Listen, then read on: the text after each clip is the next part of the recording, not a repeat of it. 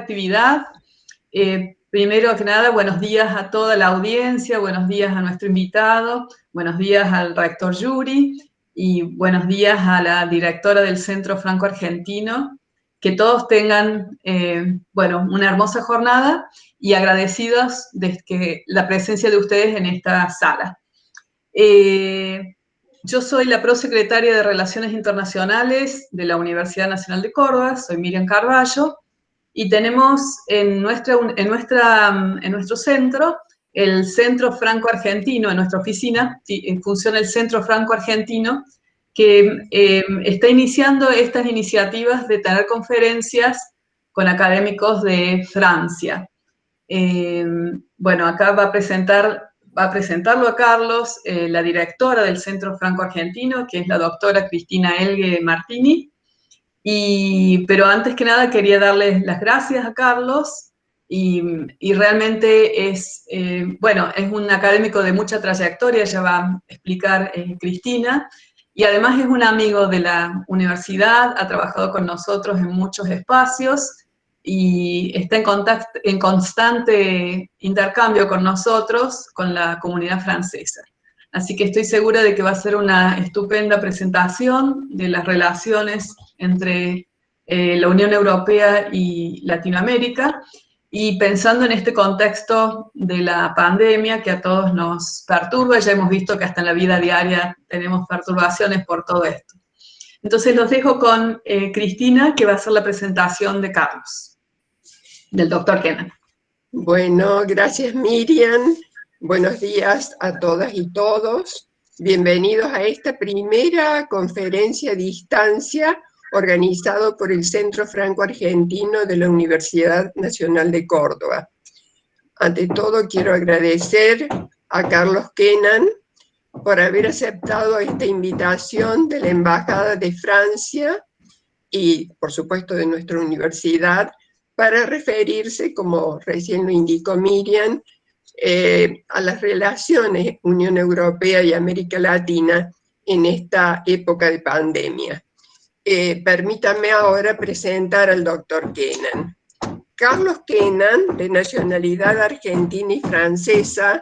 titular de un doctorado en Ciencias Económicas de la Universidad de Grenoble II, Francia,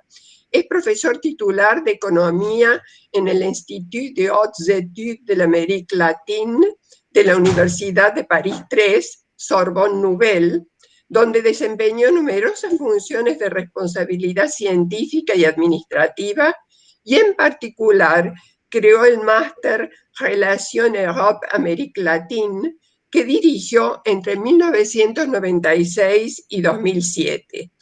También es desde 2010 vicepresidente del Institut des Amériques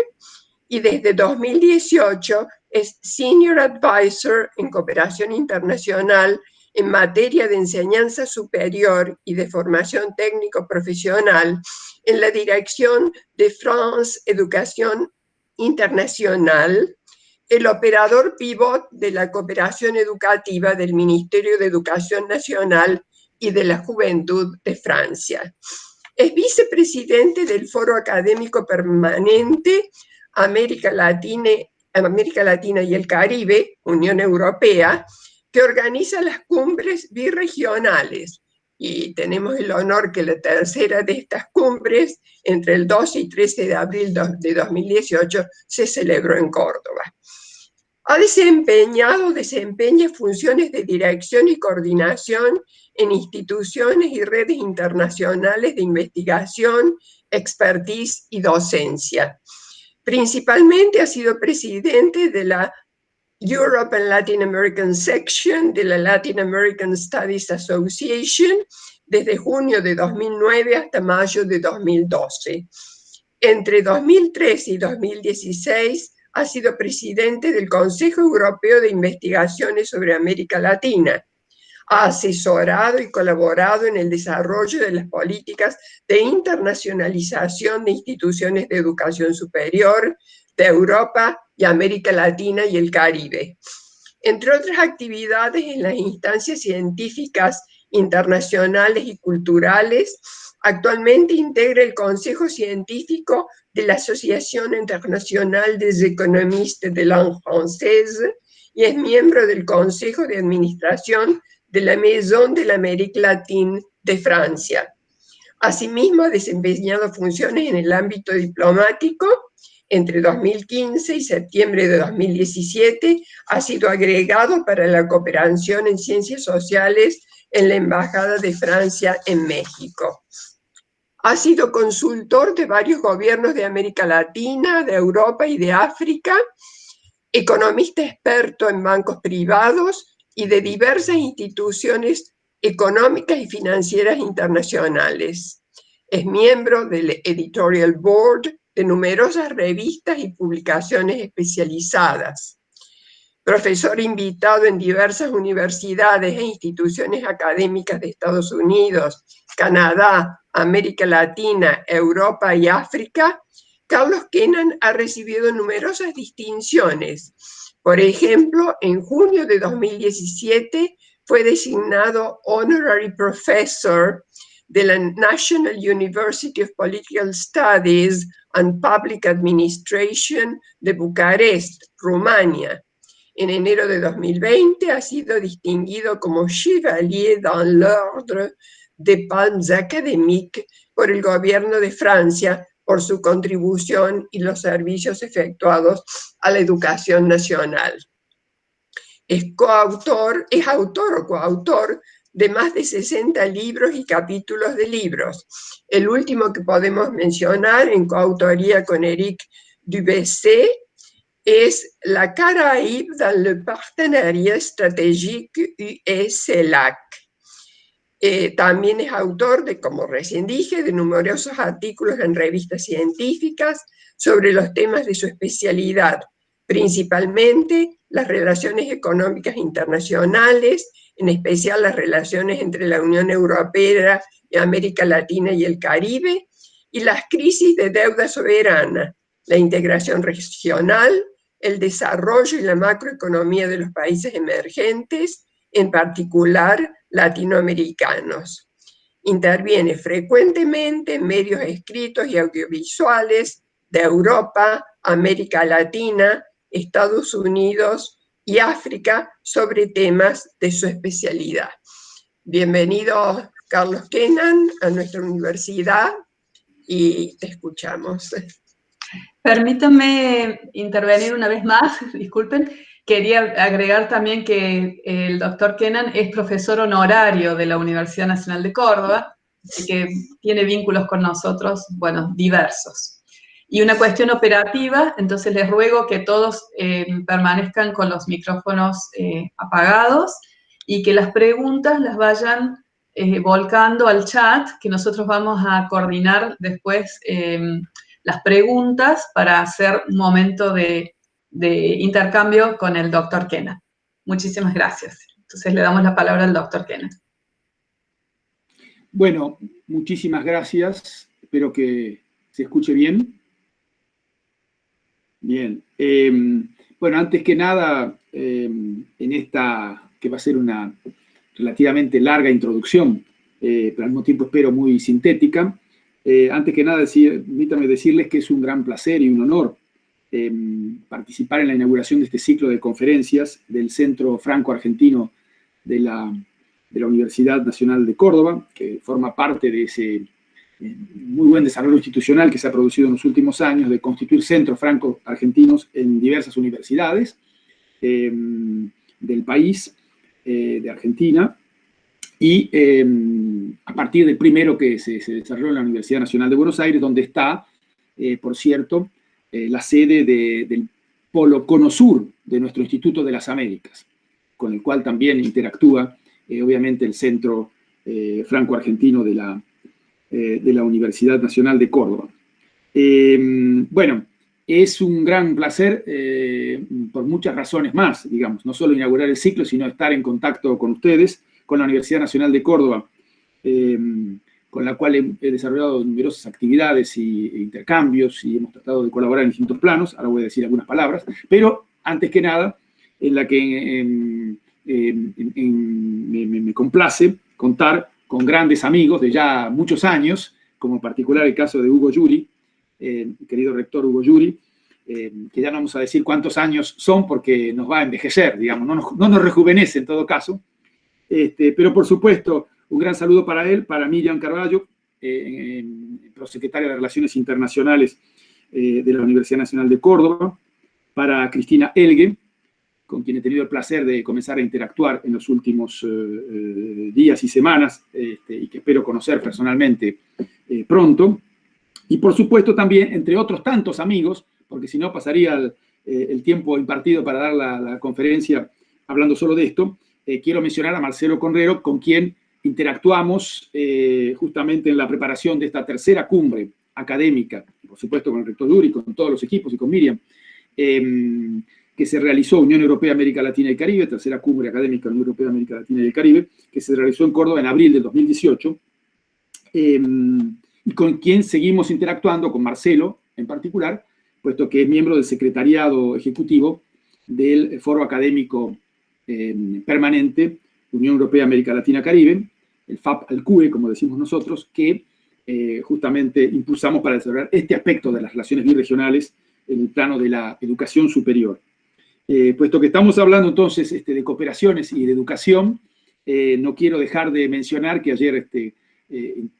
compartí unos instantes con el ministro de Educación, Jean-Michel Blanquer, que envía un gran saludo a la Universidad de Córdoba y en particular al rector Hugo Yuri.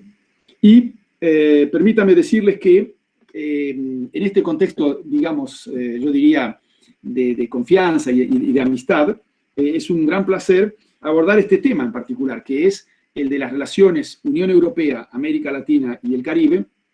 en el marco de la pandemia, de la crisis económica global, y qué perspectivas puede haber en relación a la relación birregional en este contexto tan difícil.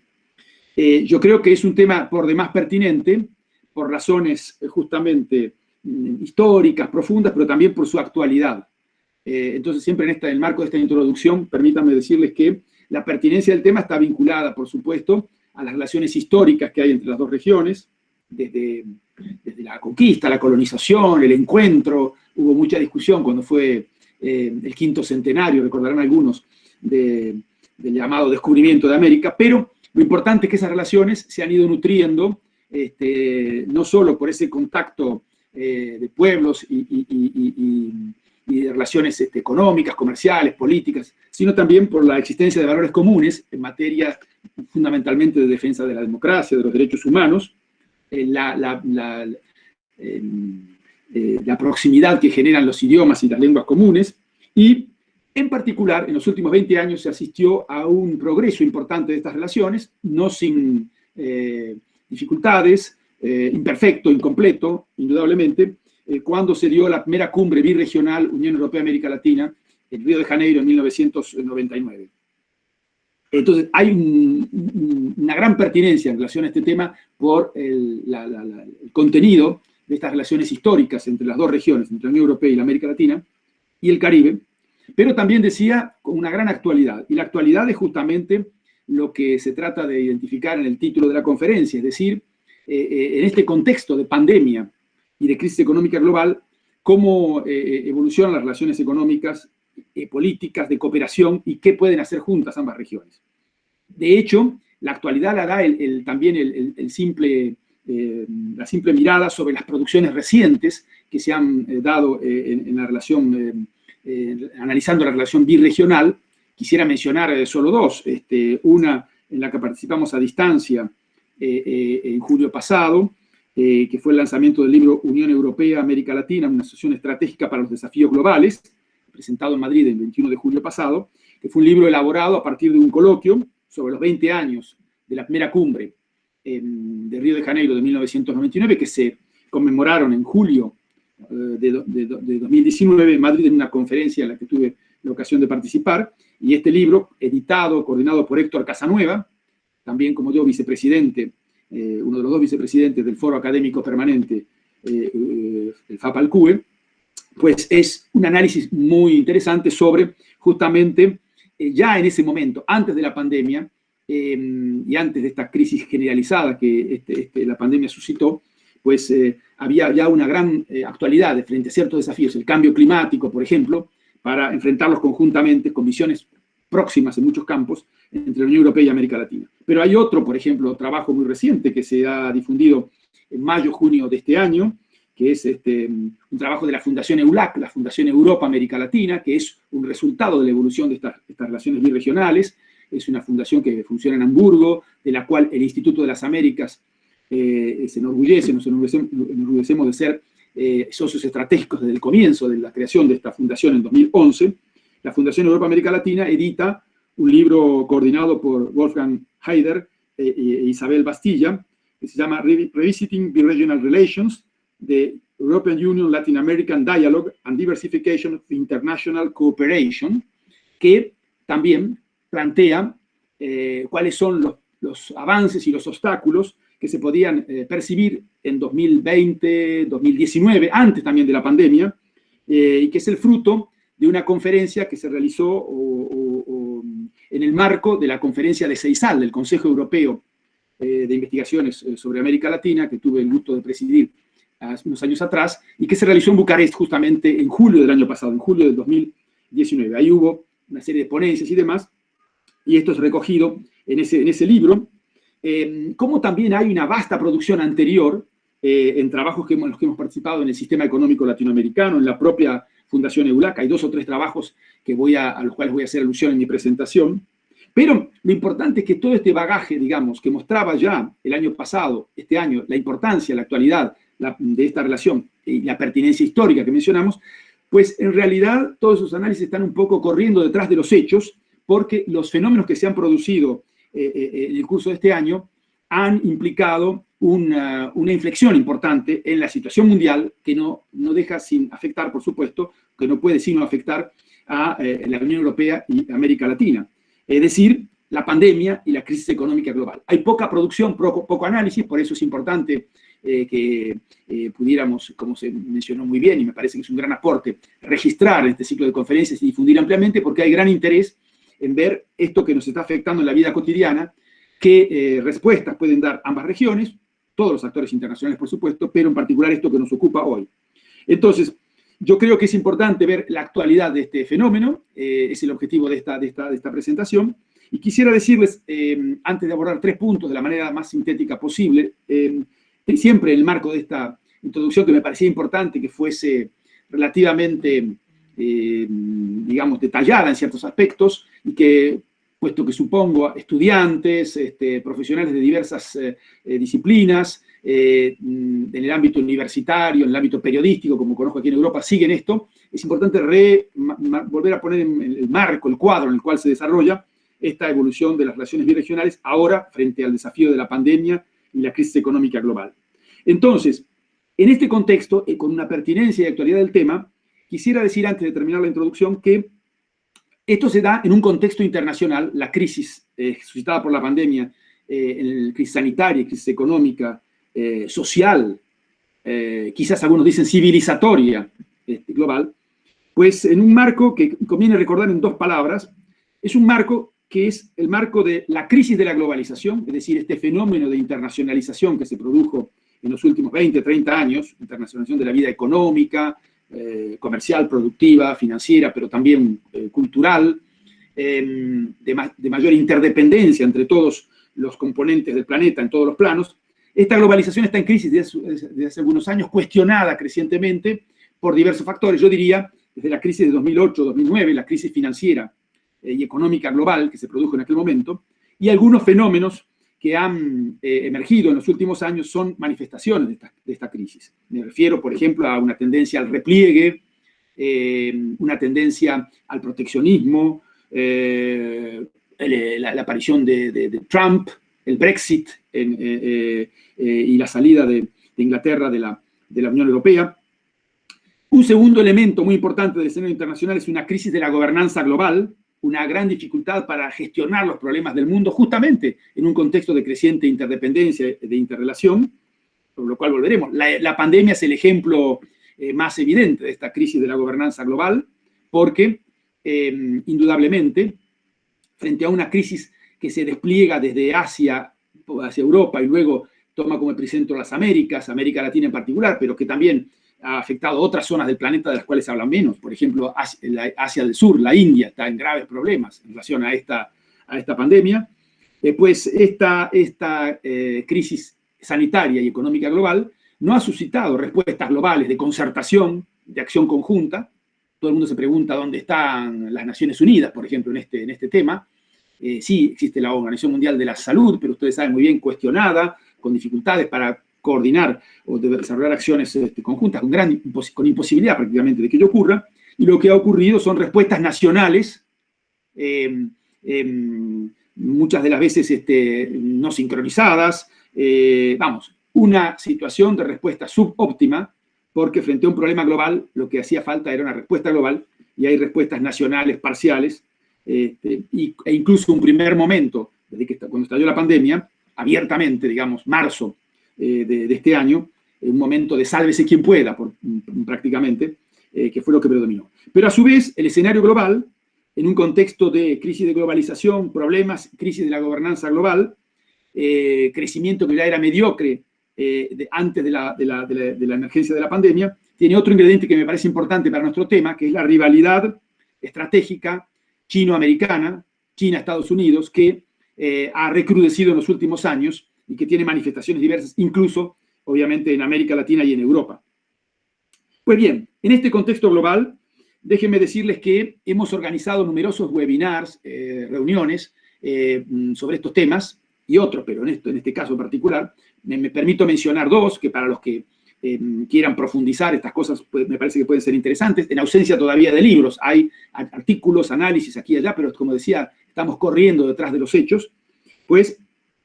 en este marco hemos organizado con CRIES, con la Fundación Carolina, con otras instituciones, un webinar, un seminario a comienzos de septiembre de este año, otro con la Fundación EULAC, con LASA, la sección Europa América Latina de LASA, con la Fundación Carolina, Instituto de las Américas, por supuesto. Y en estos webinarios lo que hemos puesto como tema para el análisis y la discusión, en ese contexto que vengo planteando, histórico, de las relaciones birregionales, de la emergencia de la pandemia y la crisis global, etcétera, pues que, en fin, en un contexto de crisis de la gobernanza global, las relaciones Unión Europea-América Latina y el Caribe están confrontadas a múltiples desafíos. Uno es enfrentar la crisis sanitaria, otro es concertar posiciones en el ámbito multilateral, como está planteado en las bases de la alianza estratégica que se comenzó a forjar en la cumbre de Río de Janeiro en 1999, que ya recordé, y por supuesto relanzar la cooperación que venía teniendo problemas en los últimos tiempos, en el nuevo marco de la crisis de la pandemia, en el tema de salud, por supuesto, que ya mencionamos cuando dijimos que hay que concretizar acciones para enfrentar la crisis sanitaria, pero también en los grandes temas estructurales, la educación,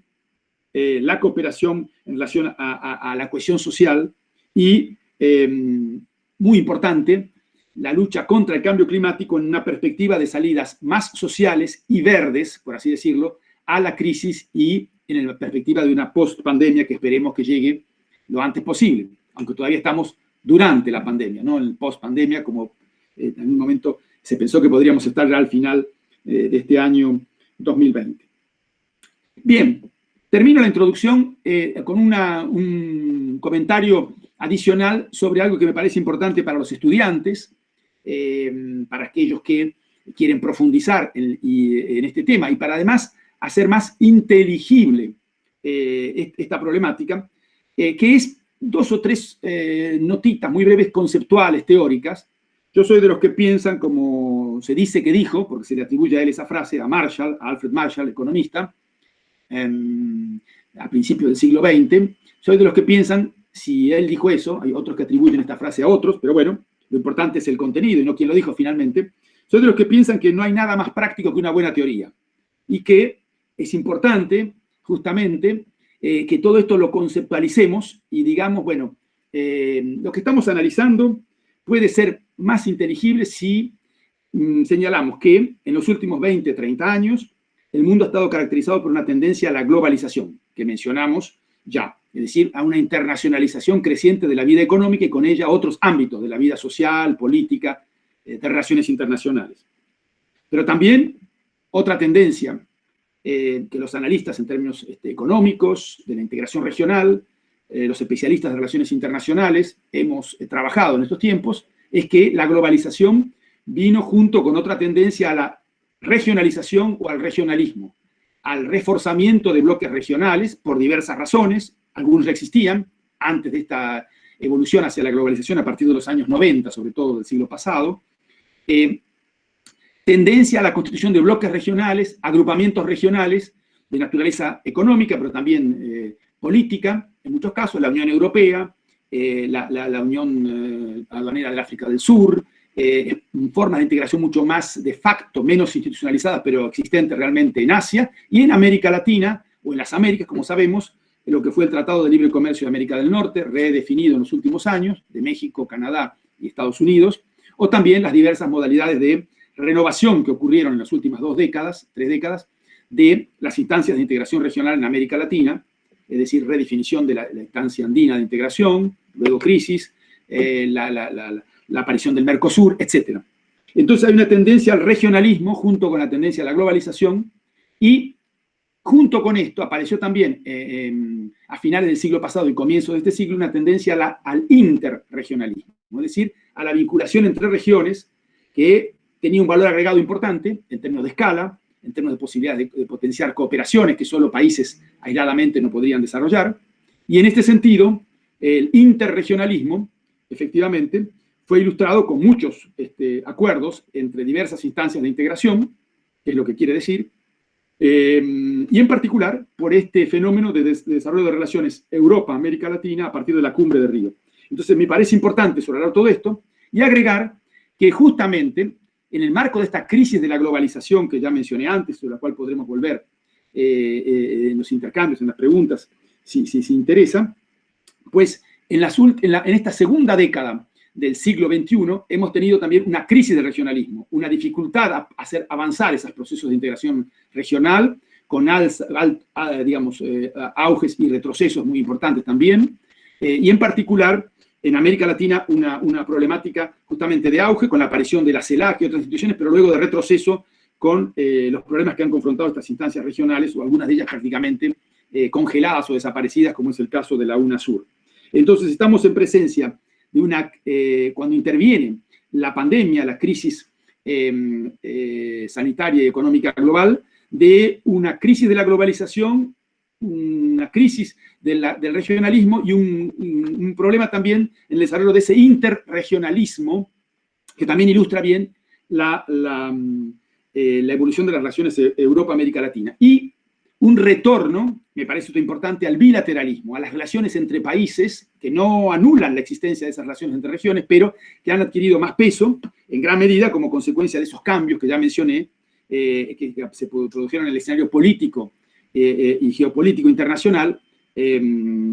Por ejemplo, manifestación de la crisis del regionalismo en América Latina, la división de la CELAC, la cuasi desaparición de la UNASUR, el intento fallido de crear PROSUR, otra instancia de integración, ejemplo de la crisis del regionalismo en Europa, el Brexit, ¿no? Que todos conocemos, y que saldó por la salida de uno de sus miembros importantes, ¿no? De la Gran Bretaña de la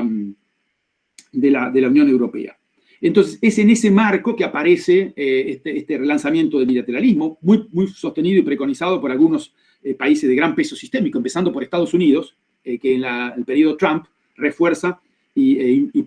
plantea sobre todo esta idea de relaciones fundamentalmente bilaterales entre países, con argumentos, con fundamentos, con intereses también, que podríamos analizar en más detalle, porque es indudable que la relación birregional Europa, América Latina y Caribe no puede ser vista fuera de este contexto global, y como siempre lo planteamos desde que empezamos a estudiar estos temas, desde que estuvimos en la crisis, en la cumbre de Río de Janeiro de 1999, la relación birregional debe tener en cuenta también siempre qué es lo que pasa con Estados Unidos, con el contexto mundial, y ahora, con más razón también, con lo que pasa con la relación China-Estados Unidos, para poder progresar y ver cuál es el valor agregado, cuál es el interés, cuál es el aporte de esta relación entre Europa y América Latina para los países que lo componen, para los actores económicos y sociales de ambas regiones. Entonces, en este contexto, voy a desarrollar 3 puntos, de la manera más breve posible, que tienen una perspectiva más bien histórica, es decir, hacer un breve retorno sobre lo que llamaremos la fase de auge de la Asociación Estratégica Unión Europea-América Latina, que fechamos entre 1999 y 2015. Un segundo punto que tiene que ver con la crisis de las relaciones interregionales, en el marco de esta crisis del interregionalismo, como manifestación de ello, que se produce, o que la fechamos entre 2016 y 2019. Y el tercer momento es justamente la irrupción de la pandemia y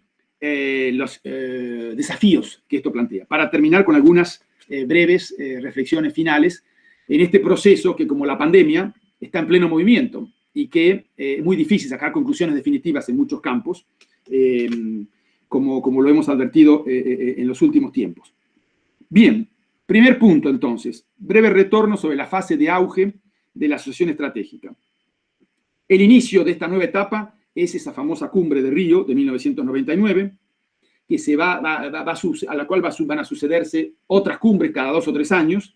hasta el 2015, la cumbre de Bruselas, con un hito importante, que fue la cumbre de Madrid de 2010, donde no solo se adoptaron declaraciones generales, no solo se hicieron avanzar acuerdos de cooperación y comerciales entre países o grupos de países, sobre los cuales podemos volver, sino que también se fijó en esa cumbre de Madrid, por primera vez de manera mucho más clara, una declinación de la agenda en puntos precisos, y se habló del plan de acción de la relación birregional Unión Europea-América Latina, con 6 temas prioritarios en ese momento: ciencia, tecnología e innovación, lucha contra la pobreza, la lucha contra el tráfico mundial de drogas. Después se agregaron más temas en la cumbre de Santiago de Chile en el 2013 y en el 2015 en la cumbre de Bruselas. En total hay 10 grandes líneas de acción. Por cierto, en la cumbre de Bruselas se aprobó la línea de acción cooperación reforzada en materia de educación superior, como consecuencia, en parte, de las acciones que desarrollamos en el 2013 con la primera cumbre académica que se hizo ligada, justamente, asociada a la cumbre de Santiago de Chile de enero de 2013. Pues esos avances permitieron avances importantes también en el plano de la cooperación, es decir, que junto con las cooperaciones bilaterales existentes entre los países, se adoptaron planes regionales e interregionales, por ejemplo, Euroclima, que se adoptó en el 2008 en la cumbre birregional que se desarrolló en Lima, Perú, Eurosocial anteriormente, obviamente la primera para desarrollar acciones que favorezcan el financiamiento de proyectos, actividades ligadas a la lucha contra el cambio climático, o Eurosocial, para favorecer la cohesión social, la lucha contra la exclusión social en ambas regiones, con una dimensión fiscal, una dimensión educativa, etc. Todos esos programas de cooperación, es muy importante, reforzaron una característica importante de la relación birregional Unión Europea-América Latina, que Europa es el primer contribuyente en materia de ayuda al desarrollo, el primer cooperante con la región latinoamericana. Es decir, número 1, Europa asociada, sus cooperaciones bilaterales y la dinámica de cooperación interregional en los programas regionales que se desarrollan a partir de una base plurianual, como ustedes saben, seguramente. Es decir, estamos terminando el periodo de los acuerdos marco pluriregionales de financiamiento votados, aprobados por la Comisión Europea, por el Consejo Europeo y por el Parlamento. Estamos terminando el periodo 2013-2020 y estamos en la transición hacia el periodo 2021-2028 que abordaremos quizás al final, por lo menos brevemente. Pues bien, Europa, importante, muy importante, decisivo en materia de cooperación al desarrollo para la región latinoamericana. En este periodo también, digamos, del 99 al 2015, se mantuvo, con algunos pequeños momentos o años donde pudo ser superado por Estados Unidos, con un peso creciente de China, pero se mantuvo como el primer inversor en la región latinoamericana. Esto es muy importante, es decir, la inversión extranjera directa de origen europeo es la más importante que recibe la región latinoamericana, y esto, que es una tendencia que se había manifestado ya claramente a partir de los años 90, en el marco de los procesos de privatización que vivió la región latinoamericana, pero también ligados a otros sectores, vinculados al mercado interno, vinculados a la extracción de productos primarios, de los recursos naturales. Pues esta dinámica se mantuvo en los años 2000 y constituye también un ingrediente importante de la relación birregional. De hecho, la cumbre de Santiago de Chile estuvo muy marcada por la importancia que se le dio a las inversiones birregionales y a la importancia de orientar cada vez más esas inversiones europeas en América Latina, pero también algunas inversiones de multilatinas latinoamericanas en Europa, a la cooperación en el desarrollo científico, a la inversión en el marco del desarrollo, digamos, de lucha contra el cambio climático. Europa, como lo mostró muy bien un trabajo de la CEPAL, tiene una especialización importante en este plano para el desarrollo de energías, por ejemplo, renovables, y esto es una cuestión que puede ser de utilidad, de interés para la región, y desde el punto de vista, se planteaba en aquel momento, del desarrollo de las inversiones internacionales de las multilatinas, pues había ahí un campo interesante de progreso de esas inversiones en Europa, muchas veces con la puerta de entrada que implicaba España, por las proximidades de idioma y demás, o Portugal. En ese campo, entonces, tenemos dos grandes avances en el plano de la cooperación, en el plano de la inversión. No es así en el caso del comercio, donde Europa pierde terreno por el incremento considerable de la presencia absoluta y relativa de China como socio comercial de América Latina. Entonces, deja de estar en el segundo lugar el conjunto de la Unión Europea como socio comercial de América Latina y consolida de alguna manera el retroceso que se venía viviendo desde décadas atrás. En los años 70, 80, la Unión Europea representaba 20% o más del comercio exterior total de América Latina. En los últimos años ha estado por debajo de 15% y, como digo, 12, 13%, superado por China. Pero en este contexto de avances en algunos campos, primer inversor, primer cooperante, peso importante siempre en el comercio internacional, aunque en retroceso, pues hacia 2013, 2015 se podía evaluar también que había habido grandes avances en el diálogo político para concertar posiciones en la escena internacional. Había una vasta red de acuerdos comerciales entre las dos regiones, donde faltaba uno, y sigue faltando uno, que es el de Unión Europea-Mercosur, por razones que voy a mencionar al final. Y efectivamente, como lo mencionaba en uno de los trabajos en los que hoy participamos, lo mencionamos en el 2012, un trabajo de la Fundación EULAC, después podré enviarles todas las referencias para los que quieran, adosado al registro o a la grabación de la conferencia, las referencias bibliográficas que pudieran ser útiles para que quieran quienes quieran profundizar estos temas, pues se planteaba ya, lo plantea muy bien en un libro, también un pequeño trabajito para la Fundación EULAC de José Antonio Sanahúja, por ejemplo, varios, analizábamos el hecho de que esta dinámica de auge pues tenía que renovarse de manera sustancial para proseguir, porque ya había un diálogo político, había avances en materia de cooperación, aunque siempre hay déficits y dificultades e insuficiencias, una vasta red de acuerdos de cooperación y comerciales, Unión Europea-Chile, Unión Europea-México, Unión Europea-América Central, Unión Europea-Caribe, Unión Europea con algunos países andinos, porque ahí ya empezó a haber la problemática de división de los países andinos sobre la manera de abordar estos acuerdos internacionales, pero no el acuerdo Unión Europea-Mercosur, y que hacía falta un salto de alguna manera en esa dinámica para reforzar una asociación estratégica, como así se definió en la cumbre de Río, birregional, que progresara en esos tres campos que son los famosos pilares de la relación birregional: cooperación, comercio, economía y diálogo político. La cooperación, la economía, la política. Pues bien, el segundo punto de mi presentación es el de la crisis de las relaciones interregionales que se abre en 2016-2017. En lugar de haber una profundización de esta dinámica de cooperación y de reforzamiento de la asociación birregional, que se planteaba algunos dilemas de cómo avanzar cuando había todo este conjunto de elementos ya planteados y hacer más operacionales muchas cosas, etc., pues en realidad lo que se produjo es un retroceso. No desligado de esta crisis de la globalización que mencioné antes, que implicó un progreso del bilateralismo, una tendencia al repliegue, un crecimiento económico mundial menor que antes de 2007-2008, esto es muy importante subrayarlo, un crecimiento cada vez más mediocre de la economía mundial, un crecimiento cada vez más mediocre del comercio mundial, por cierto, del 2015-16 en adelante, ligado también a la aparición creciente, digamos, de tensiones proteccionistas, no solo entre China y Estados Unidos, que todos conocemos en los últimos años, sino también entre otros actores de la vida económica internacional. Y en ese marco, dos o tres fenómenos van a precipitar esta crisis del interregionalismo europeo, latinoamericano y caribeño, esos 2 o 3 factores que van a impedir que se concrete la cumbre birregional que debería haberse realizado en El Salvador en 2017, prosiguiendo esta dinámica de cumbres birregionales cada 2 o 3 años. Esos fenómenos fueron el comienzo de una crisis al interior de América Latina y al interior de la CELAC,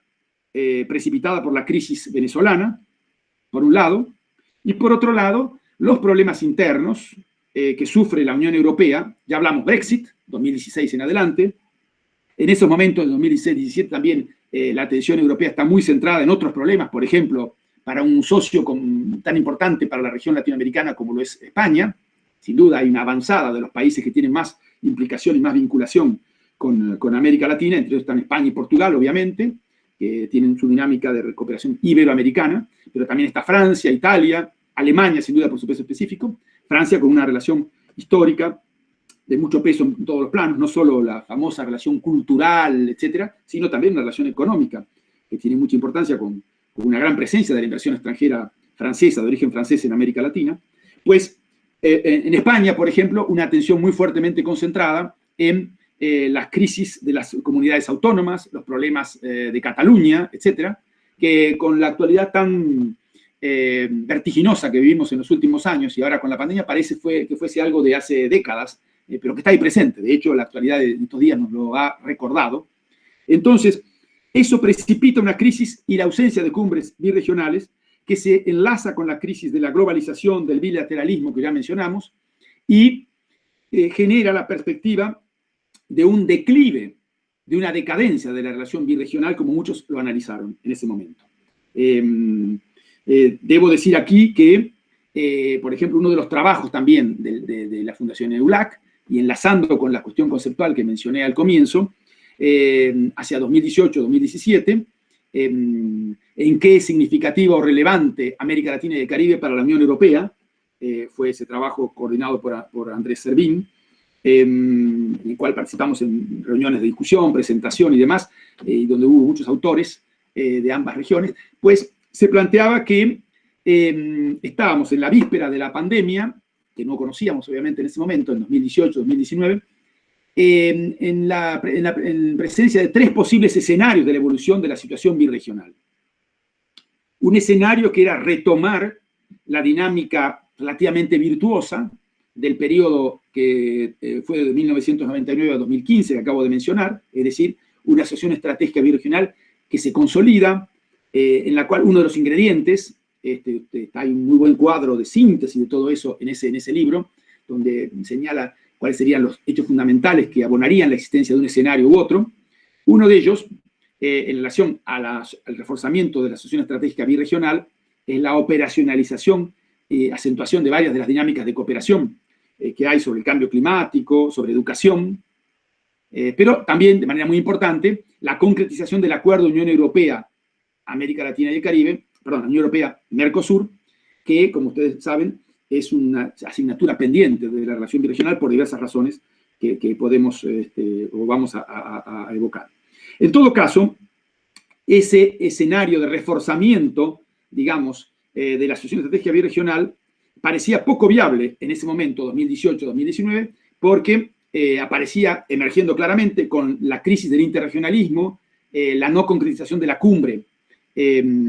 Unión Europea, América Latina y el Caribe de 2017, aparecía un escenario de declive, de decadencia, justamente marcado por la ausencia de cumbres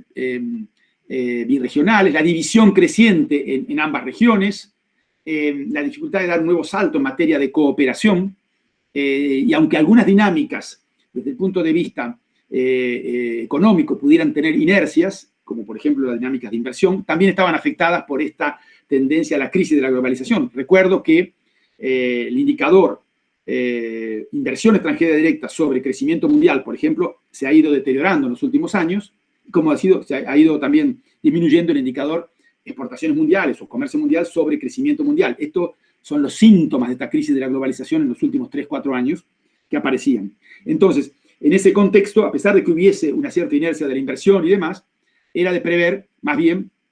una situación de declive, de decadencia, e incluso desandando el camino de algunos de los acuerdos que se habían producido o se habían concretado, o una gran dificultad para modernizar y adecuar acuerdo ya existente, como se planteaba el caso con el acuerdo México, Unión Europea, o Chile, Unión Europea. Y frente a ese escenario de declive y decadencia, que parecía tener mayor probabilidad de ocurrencia frente al escenario de reforzamiento de la asociación birregional,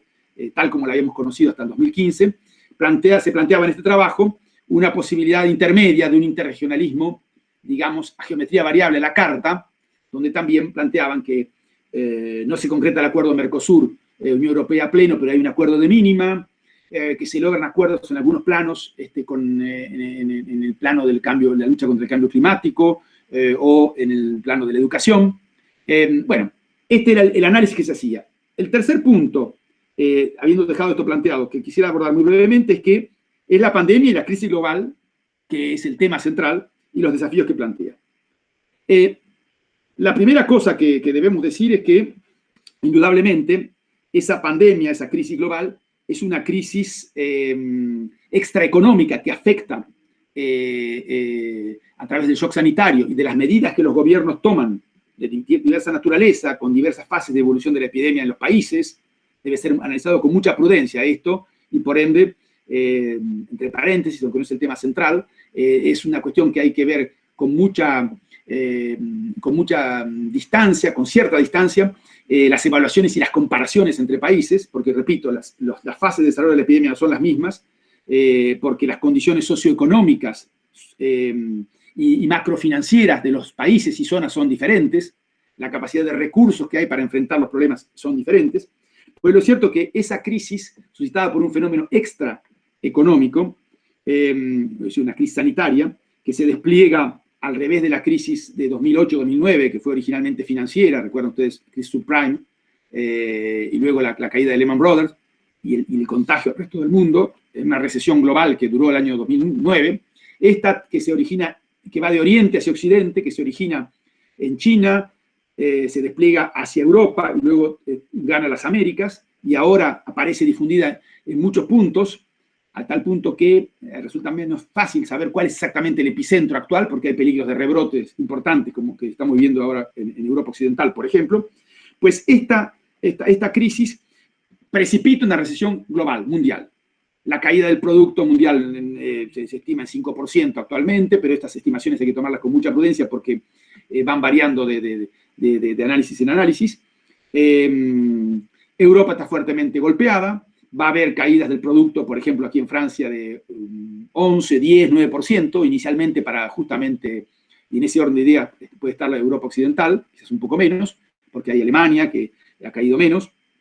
pero en todo caso tenemos una situación de recesión global, y en el caso de América Latina, es importante subrayarlo, tenemos una caída que se estima, la CEPAL estima en 9% del PIB en el 2020, y en todos los casos en el mundo, una situación de recuperación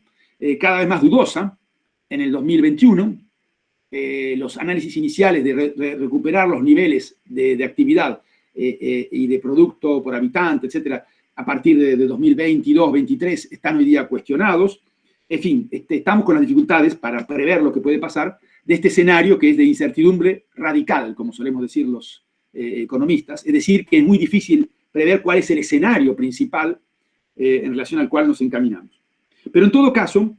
en relación a la relación birregional, en este contexto global, podríamos afirmar dos o tres cosas que parecen evidentes. Una es que existe la perspectiva de una acentuación de la asimetría entre las dos regiones, Unión Europea, América Latina y Caribe. Esta asimetría ha sido estudiada ya ampliamente, es decir, niveles de desarrollo relativo de producto por habitante muy diferentes, superiores obviamente en Europa a la región latinoamericana y caribeña. Asimetría institucional también, es decir, el grado de profundización y de consolidación del regionalismo en la Unión Europea es uno de los más avanzados del mundo, con instancias de regulación supranacionales como la moneda, por ejemplo, el régimen monetario y el euro, cooperaciones nacionales acentuadas en distintos planos. Curiosamente, no existía la dinámica de cooperación comunitaria, digamos, en el plano de la salud, lo cual ha planteado muchos problemas de gestión de esta crisis suscitada por la pandemia, la COVID-19 o el coronavirus. Pero en todo caso es un tema justamente interesante para subrayar, Pues América Latina, efectivamente, peligro de asimetría porque está mucho más golpeada por la crisis hasta ahora. Repetimos esto hasta ahora. Yo soy de los que, como le gusta mucho el fútbol, suelo hacer muchas metáforas futboleras. Estamos en el minuto 30 del primer tiempo de un partido que todavía no está lejos de saber cuál es el resultado final. Y lo que parecen ser evoluciones positivas de tal país o tal región pueden transformarse en evoluciones negativas. Cito como ejemplo único, para no abrir demasiada polémica sobre esto, Italia, que fue vista en marzo-abril como el epicentro de la crisis en Europa, febrero, marzo-abril, y verdadera hecatombe, que efectivamente hubo grandes problemas y dificultades para que el sistema hospitalario, uno de los temas centrales de esta crisis, absorbiera justamente a los enfermos y pudiera tratarlos y minimizara, por ende, el daño generado por la pandemia. Pues hoy día Italia parece bastante ejemplar como reacción frente al fenómeno en términos de medidas estatales, en términos de comportamientos cívicos o disciplina social, como suelen decir los politólogos, los sociólogos. Pero todo esto es provisorio. No sabemos qué rebrotes puede haber y además tiene que ver con probablemente factores que son debilidades para América Latina, que podríamos ilustrar en el caso de Italia. Esto es una simple hipótesis. No nada hay fáctico que permita aseverar lo que digo, pero probablemente hubiese sido más difícil controlar la pandemia si esto hubiese estallado en el sur de Italia, por ejemplo, con una estructura socioeconómica menos desarrollada, etc. En América Latina, el problema que existe es justamente la estructura socioeconómica que hace que las cuarentenas de jure no sean forzosamente cuarentenas de facto, cuando uno tiene una gran parte de la población en el sector informal. Es el caso, por ejemplo, de Perú, 70% del sector informal, fue una de las cuarentenas inicialmente lanzadas más tempranas, además con medios del Estado que tenía una capacidad de gestión macroeconómica y financiera relativamente importante, y sin embargo eso no fue suficiente porque la estructura socioeconómica jugó en contra de ello, y cuando usted tiene más del tercio de la población de Lima que necesita salir todos los días o cada 2 días a buscar agua porque no hay acceso al agua potable, o cuando usted tiene una altísima proporción de la población que tiene que vender algo en el día para poder comer a la noche, es imposible, de alguna manera, impedir la circulación de las personas, que es el factor fundamental que explica la circulación del virus, por más que después se planteen distancia social, barbijo, como se dice en Argentina, etcétera, para atenuar esto. Pero está claro, está medido, que más circulación de personas, más circulación del virus. No hay mucha discusión sobre este tema. Pero lo cierto es que se puede acentuar la asimetría entre las dos regiones, y esta asimetría la quisiera yo puntualizar en un tema, no solo los aspectos socioeconómicos, es decir, la estructura poblacional, hay diferencias demográficas, un conjunto de factores, evidentemente, a analizar, si quisiéramos profundizar, pero la asimetría en cuanto a capacidad de respuesta frente a la pandemia y a la crisis económico-social que se genera. Fíjense que Europa, tras un primer momento de incertidumbre, de sálvese quien pueda, que incluso implicó el restablecimiento de las fronteras en Europa, allí por marzo-abril, cuando se vieron los picos de la crisis en los principales países afectados, pues Europa finalmente logró recomponerse y dar algunos pasos que evalúo como muy positivos en cuanto al establecimiento de dinámicas de regionalismo y de supranacionalidad para enfrentar la crisis de modo adecuado y para no solo reanimar la economía, sino también reactivarla en el mediano plazo en una perspectiva más verde y más social. Y entonces se pone sobre la mesa un plan de 750.000 millones de euros que se financian esencialmente a través de un endeudamiento comunitario, novedad fundamental, y esto, por supuesto, aun cuando hay mucho todavía que caminar para la implementación de esto, articulado con los planes nacionales de reactivación. Francia tiene un plan, por ejemplo, de 100.000 millones de euros, pero, repito, del dicho al hecho hay cierto trecho, no hay soluciones instantáneas, y esto no es para disculpar a los gobiernos en relación al enfrentamiento de la pandemia, pero todos sabemos que hay pasos que dar, y mientras tanto la crisis sigue dando su trabajo, generando sus efectos y haciendo su trabajo, entre comillas, de deterioro socioeconómico. Pero lo cierto es que Europa tiene una capacidad de acción para enfrentar este problema que América Latina evidentemente no tiene. Al contrario, hemos visto en el marco de los problemas de división de la región y de dificultades que hay en el plano, digamos, de las instancias financieras regionales, que más que implementar rápidamente planes de acción, aunque ha habido medidas y demás para enfrentar la situación, ha habido una crisis de gobernanza en el Banco Interamericano de Desarrollo, por ejemplo, que debería haber estado rápidamente activo, esperemos que pueda estarlo de todas maneras, en el auxilio, el financiamiento, la cooperación financiera internacional, que es un ingrediente fundamental para que América Latina pueda salir adelante. América Latina, entonces, frente a la peor recesión, con grandes dificultades, división, porque la CELAC no está funcionando, varios países de la región están en situación de suspensión de su participación, Brasil, por ejemplo, y se puede llegar a decir que quizás la región esté sufriendo la peor crisis de todos los tiempos, en todo caso, los tiempos modernos. En términos de caída del producto, sin duda lo va a hacer porque va a superar la caída que se dio a comienzos de los años 30 con la Gran Depresión, justamente, que afectó al mundo en ese momento del siglo pasado. Y en ese contexto, tampoco es una muy buena noticia,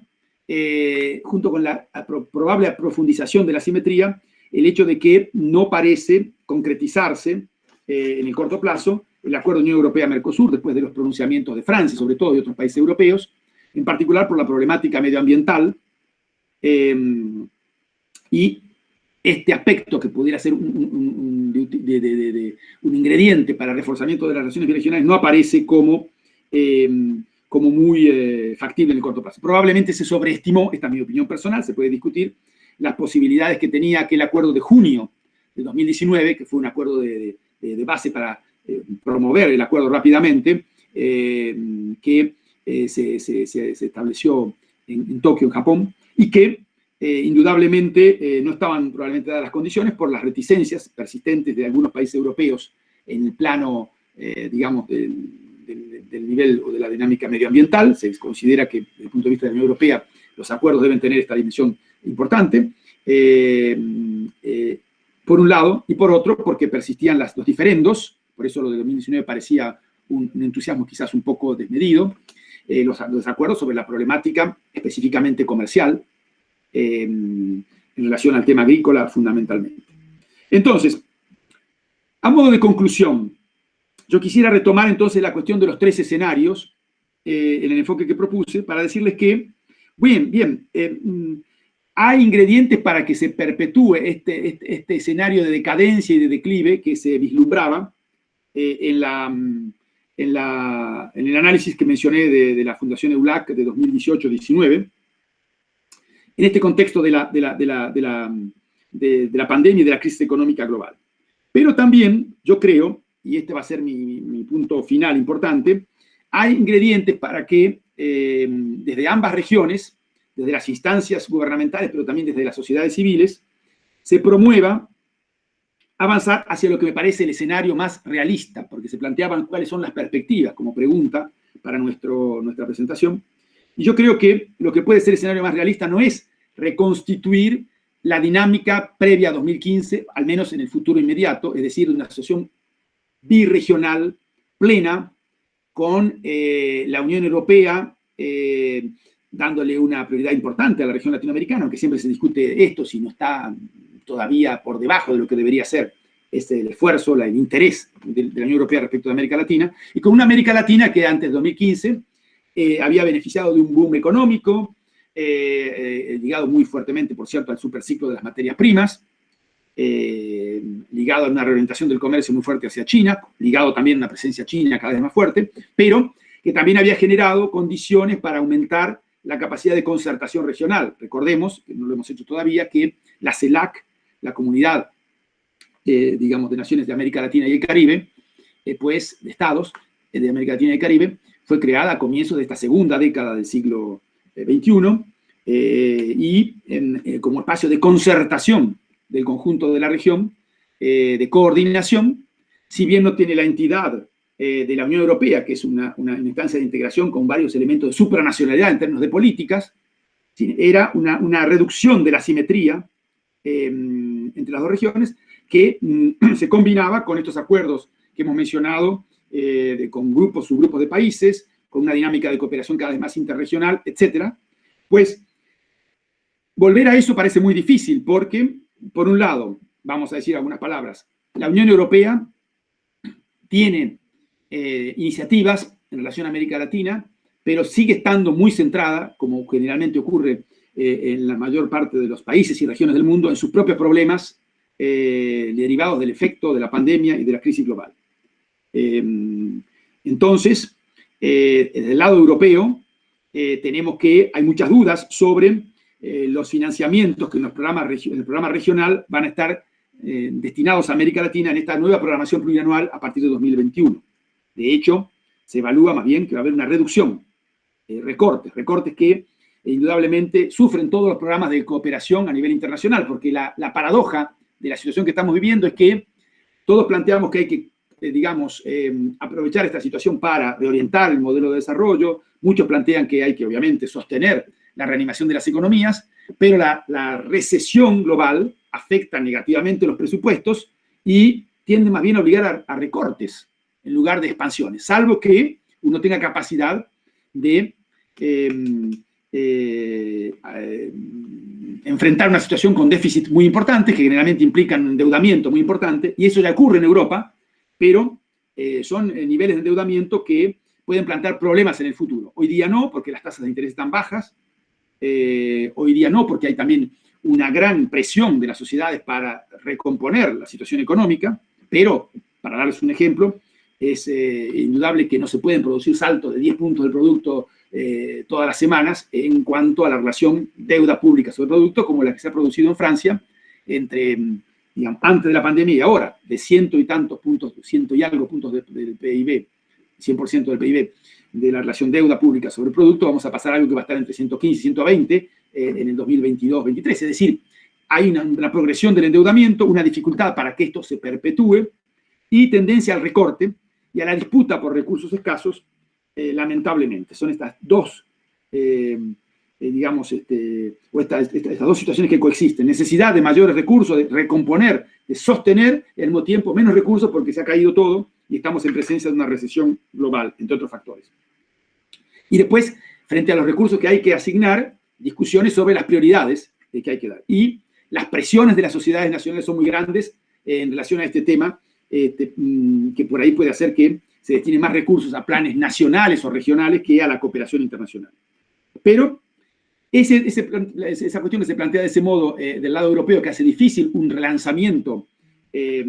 pleno de la dinámica de antes de 2015, en el caso latinoamericano se plantea también de manera muy aguda, porque tenemos la división de la región que mencionamos,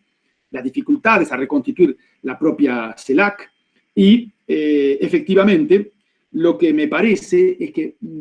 lo que parece como escenario más realista es este escenario intermedio de interregionalismo a geometría variable a la carta, del cual uno puede dar algunos ejemplos. Por ejemplo,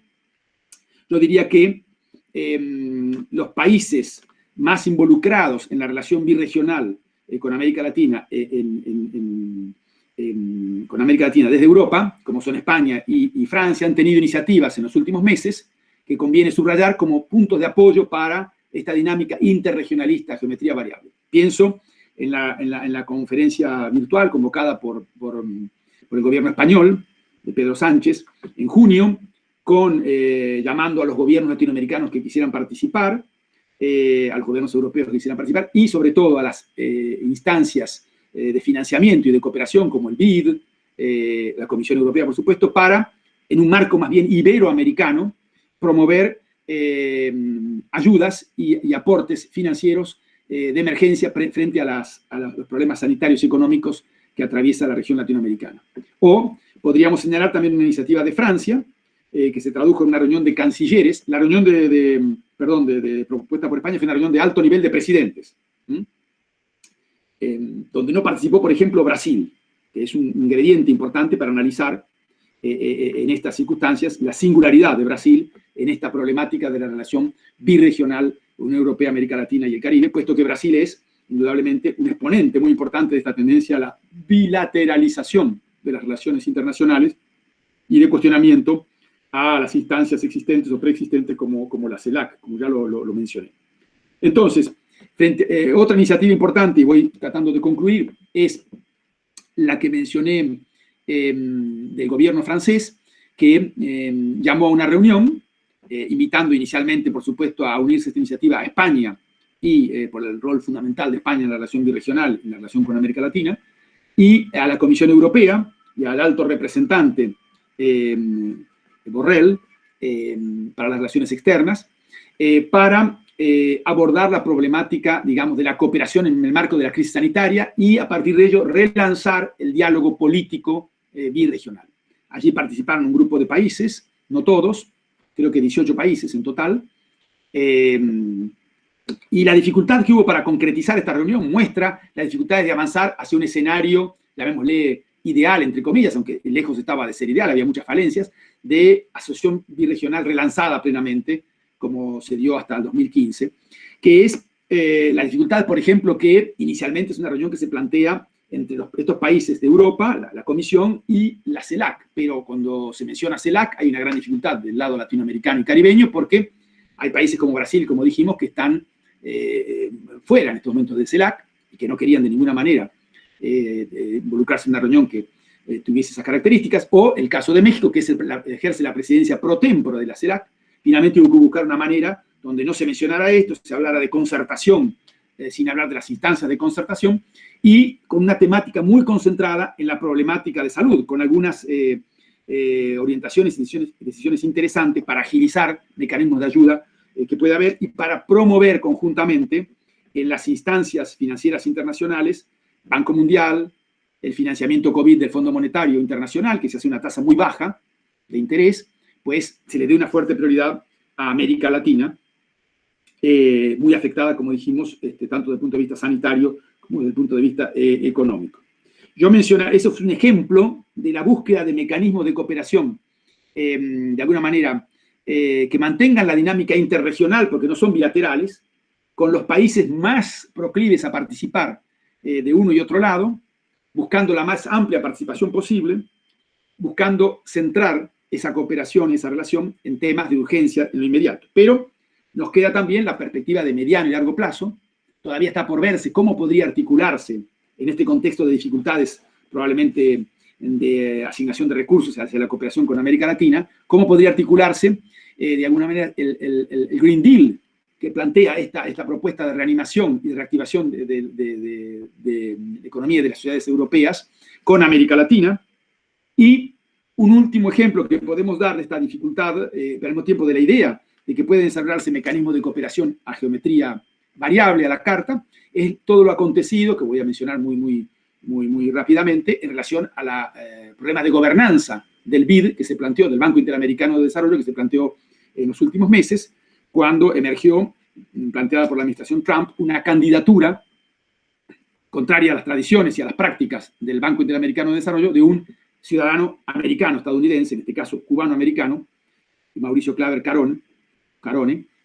que suscitó una división en la región con la rápida adhesión de Brasil y otros países a esta propuesta de la administración Trump y el cuestionamiento desde otros países, básicamente de modo variable, Argentina, que tenía su propio candidato, Costa Rica, que tenía su propia candidata, México, Chile, Trinidad y Tobago, y la adhesión de muchos otros países, evidentemente, a la propuesta de Claver Carone de Estados Unidos. En definitiva, Europa, que tiene también varios países, numerosos países que son miembros del Banco Interamericano de Desarrollo y participan en su capital, terminó, por lo que respecta a sus principales exponentes, digamos, Francia, España, de la relación con América Latina, pues apoyando la posición de Argentina y de otros países de participar de la Asamblea, pero abstenerse frente a esta proposición de la administración Trump, que derivó en que fuese electo como presidente del BID el candidato de Estados Unidos, pero que hubiese un tercio prácticamente de votos de abstención. Bueno, es de esperar esto que generó una dinámica de relacionamiento Europa-América Latina importante, con dificultades, porque tampoco existe una capacidad de acción común, inmediata, instantánea de Europa en relación a estos temas. Cada país ejerce su propio análisis, y plantea su propia posición en relación a la participación en una instancia como el Banco Interamericano de Desarrollo, pero generó una reacción importante con un ingrediente muy significativo, el alto representante para las Relaciones Externas, Borrell, que ya mencioné, dirigió una carta en julio pasado a los cancilleres de los países de la Unión Europea, planteando lo que no aceptó el gobierno de Estados Unidos, una postergación de esa asamblea, que finalmente se efectuó el 12 y 13 de septiembre pasado, virtualmente, por las condiciones de la pandemia y por las circunstancias particulares en las que se daba. Entre otras, por cierto, podemos agregar nosotros el hecho de que la administración Trump propuso su candidato cuando en realidad está al término de su mandato y a unas semanas de las elecciones, sin mayor concertación global con toda la región, sino con algunos de sus gobiernos o aliados más cercanos en las circunstancias actuales, y sin ninguna concertación interna tampoco a nivel de Estados Unidos, porque hubo más bien rechazo por parte de los altos niveles del Partido Demócrata y el comando de campaña de este partido en relación a esta opción. Bueno, queda entonces la idea de que sobre puntos concretos, sobre cuestiones concretas, puede haber, y lo ha habido en el periodo reciente, dinámicas de cooperación birregional. Y yo diría que esto, para concluir, es más que necesario. Si se puede ir más lejos sería muy bueno. ¿Por qué? Porque volvemos al punto de partida. Europa y América Latina tienen elementos de visión común en materia de derechos humanos, dijimos, de democracia, pero también de gobernanza global, de apoyo, en la mayoría de los casos, de los países, al multilateralismo, y en términos, de alguna manera, filosóficos, globales, regionales, esto es así. Está planteado incluso en los acuerdos que dieron base a la asociación birregional, desde la Cumbre de Río hasta aquí, promover crecientemente el multilateralismo, tomar en cuenta los intereses de todos los actores en la escena global, en esta perspectiva, de alguna manera, que diferencia, por así decirlo, a Europa de los otros grandes actores externos para la región latinoamericana, que son Estados Unidos y China. Es decir, en otras palabras, Europa tiene la posibilidad de hacer sentir su diferencia en la relación con América Latina. Desde el punto de vista latinoamericano, pienso yo, desde el punto de vista del interés latinoamericano de sus sociedades, es importante no quedar entrampado en una rivalidad creciente Estados Unidos-China a nivel de la región. Hay que desbipolarizar las relaciones externas de América Latina, cuando algunos actores externos, Estados Unidos, pero también China a su manera, tienden a encerrar a los países en esta situación de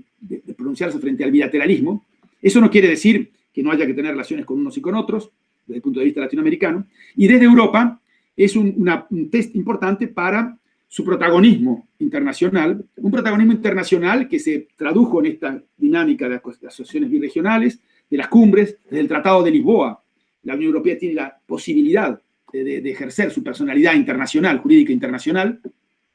en acuerdos, etc.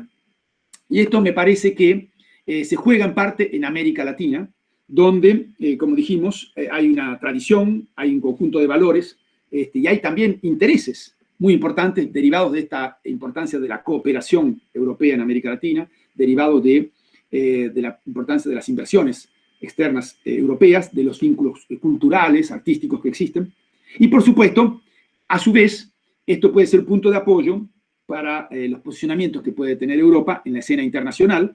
en momentos en que las relaciones internacionales están muy tensas y hay muchos temas de conflicto, en momentos en que, obviamente, todo el mundo está, de alguna manera, expectante frente a la evolución de las elecciones en Estados Unidos, que, obviamente, hacen que este análisis que les he presentado, y agradeciéndoles mucho por su atención, sea provisorio. Son conversaciones, digamos, observaciones preliminares, estas que planteamos en términos de conclusión, porque la situación es muy fluida y probablemente nuevas dinámicas podrían darse según cómo evolucione ese ingrediente fundamental de las relaciones internacionales, que son las elecciones que tendrán lugar en Estados Unidos en noviembre próximo. Gracias. Bueno, muchísimas gracias, doctor Kennan. Ha sido una presentación, bueno, con esto que anunciabas al comienzo sobre la importancia de la teoría, muy fundada sobre una teoría fuerte y sobre el contexto, desde donde saliste para enunciar toda tu visión sobre estas relaciones.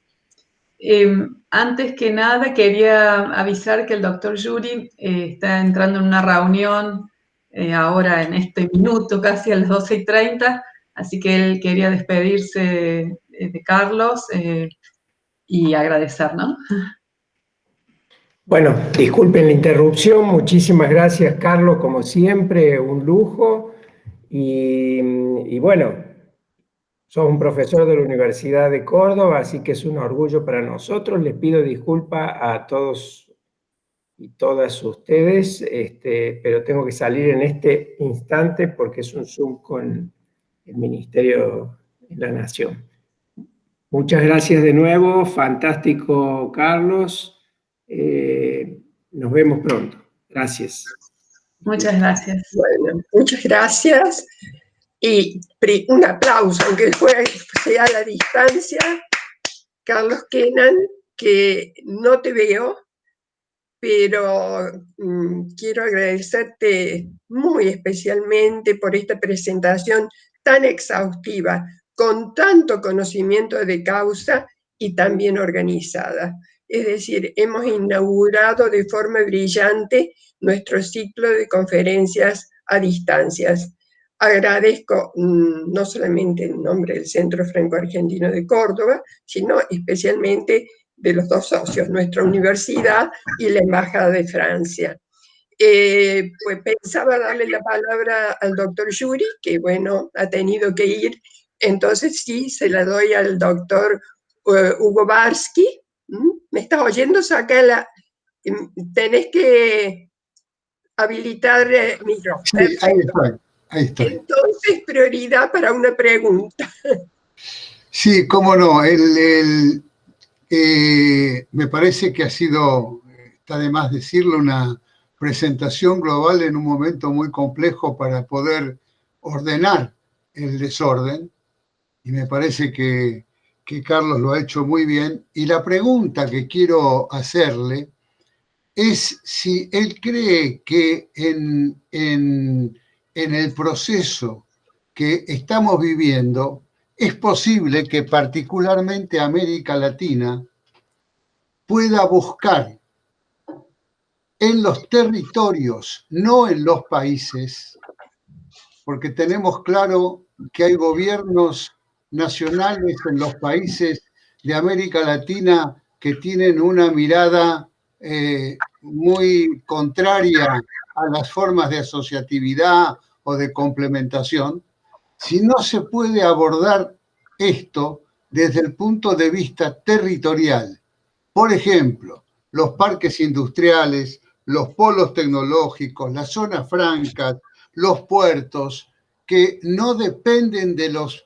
países a nivel nacional, sino de las gobernaciones y de los municipios. Hay miles de parques industriales en el mundo y lo hay en Europa y lo hay en América Latina. La pregunta es, ¿crees que es posible que en el camino a una solución global de otra naturaleza podamos mantener vinculaciones de asociatividad, de trabajo común, de integración productiva a través de lo que surge en los territorios, no en los países?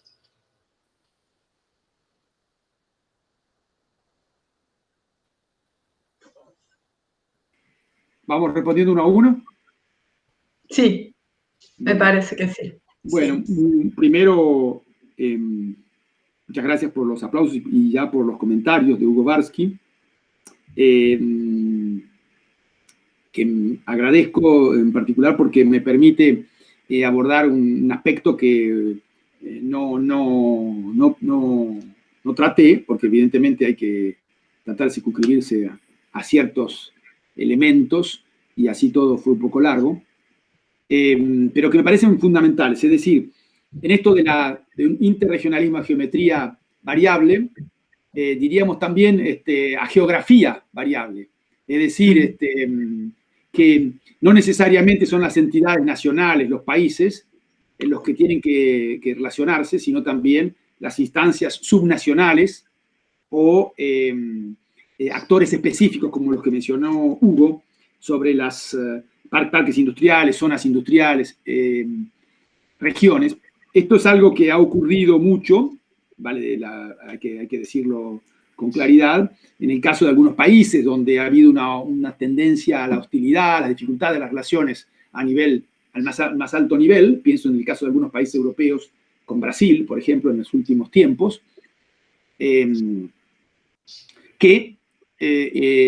implicaron justamente que se desarrollaran vínculos a nivel de regiones, incluso de gobiernos nacionales europeos, con estados de Brasil, en el plano de cooperación científica, tecnológica, educativa, etc. Entonces me parece una observación muy pertinente, y ya que él habló de los territorios, me parece que también hay una cooperación que hay que desarrollar innovadora, que sería la cooperación en el plano de los intercambios sobre cómo reterritorializar algunas actividades económicas y sociales. Lo que puso en evidencia la pandemia es que había una gran dificultad, hubo una gran dificultad en muchos países, e incluso de desarrollo relativo importante, para hacer frente a las urgencias, porque advertían que las cadenas de producción se habían internacionalizado de tal modo que le faltaban inputs, insumos para tal o cual aspecto de la producción de tal o cual medicamento, en el momento más álgido de la crisis, sin contar con las polémicas que ha habido en muchos de los países sobre la cantidad de reactivos, los tests, las máscaras, mascarillas o barbijos, que no había stocks suficientes y que cuando se planteaba producirlos inmediatamente en el país no era tan sencillo, porque se había diseminado la producción a nivel internacional, se había deslocalizado. Yo creo que sin pensar en una perspectiva de recomponer totalmente todas las actividades económicas en un solo país, cosa que es imposible, cosa que sería además probablemente ineficaz desde el punto de vista económico, hay que pensar en una reterritorialización, como decía antes, o sea, volver a poner en el plano del territorio nacional cuáles son las actividades centrales que se quieren desarrollar, y esto se puede comenzar a hacer a niveles de las regiones. Siempre claro, lo ideal sería es en una perspectiva donde los estados nacionales sean partícipes del proceso, pero si eso no es factible, si no hay estados estrategas que estén orientando todo esto, lo cual es una deficiencia no solo en América Latina, sino también en Europa, cuesta además ser estratégico en el contexto de las urgencias, eso no se me escapa. Mirando un poco desde el punto de vista académico, pero también lo que pasa desde las instancias gubernamentales, en la modesta participación. Paso. Carlos, has apretado, tenés que desactivar el micrófono. ¿Ahora? Ahí está. Ahora. Hubo un movimiento ahí para poder, porque algo me subía en la cámara. No, decía que una cosa es ver el partido desde la tribuna tranquilamente y otra es estar en el campo de juego. Y en ese sentido es difícil a veces priorizar lo estratégico. Pero bueno, totalmente de acuerdo con esta observación de Hugo Barsky. Pienso que las dinámicas territoriales, subnacionales, son un ingrediente hoy día todavía más importante que en el pasado. Siempre lo fueron, pero hoy día más importante que en el pasado. Bueno, muchísimas gracias. Tengo una pregunta personal y después le dejo a Miriam manejar los chats. Y sé que es demasiado personal, ¿no? Y demasiado subjetiva. Vos hablaste de una crisis civilizatoria que estábamos viviendo aún antes de la pandemia. ¿Vos creés que después de la pandemia nos va a llevar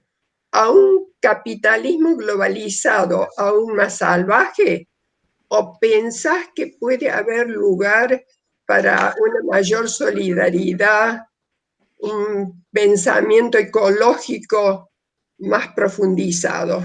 Es totalmente personal porque sabemos que no tenemos la bola de cristal. Bueno, es una pregunta, se escucha bien, ¿no? Sí, Es una pregunta muy difícil, pero bueno, indudablemente que uno se hace, que muchos se han hecho en estos últimos tiempos, ligada a esta idea, la discusión internacional que hay sobre el mundo de antes y el mundo de después, ¿no? Y hubo una primera reacción en el periodo, digamos, de marzo, abril, mayo, donde prácticamente una parte importante de la humanidad estaba confinada o en cuarentena, o en todo caso con muchas restricciones, con grado variable según los países, bajo el shock de lo que había ocurrido, frente a la incertidumbre radical general y en particular dentro de ella la incertidumbre sobre el verdadero alcance de la epidemia,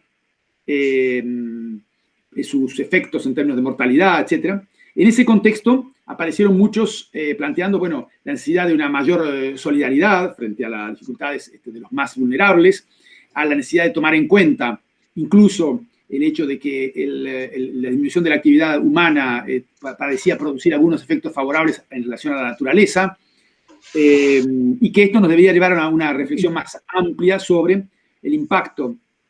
digamos, de la explotación de una serie de recursos, incluso la alimentación, por el origen en China de esto, en la medida en que se acentuaba esta situación de salto de ciertas enfermedades o virus del animal al hombre, etc. Y entonces apareció esta idea de que un mundo mejor era posible y deseable. Y ahí el debate se puso más complejo en los últimos tiempos y meses, porque estamos observando que en la medida que persiste la dificultad, se tienden a resquebrajar ciertos consensos que aparecieron inicialmente, y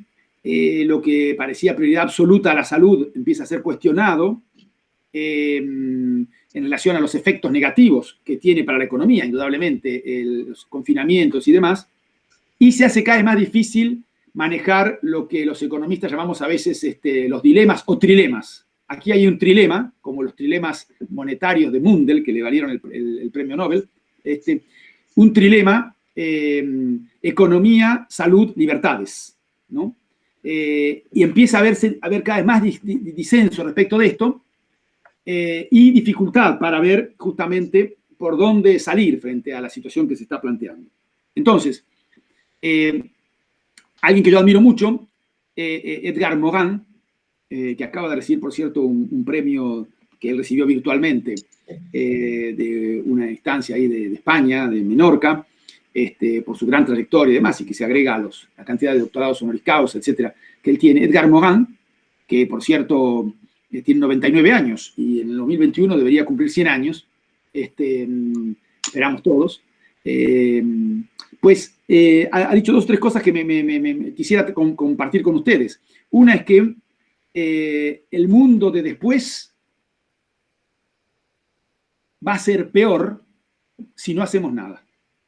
Y la segunda, que es muy reciente y que he retuiteado, creo, ayer o anteayer, o no la he hecho todavía, pero lo voy a hacer, es lo que hemos vivido hasta aquí es increíble. Lo que viviremos en lo sucesivo será más increíble aún. Es decir, que hace muy difícil dar una respuesta a la pregunta que se plantea, pero me da la impresión que,